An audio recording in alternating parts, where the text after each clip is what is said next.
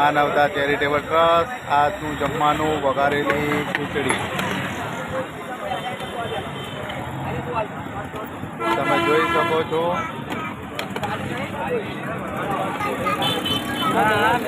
આપણી જોડે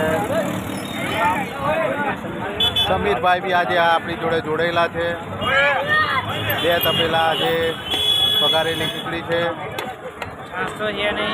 વરસાદનું થોડું વાતાવરણ છે। છાશ ઘરેથી લાવો।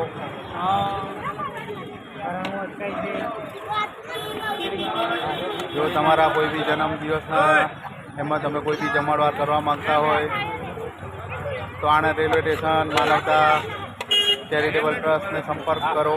ભૂખ્યા અને ભોજન।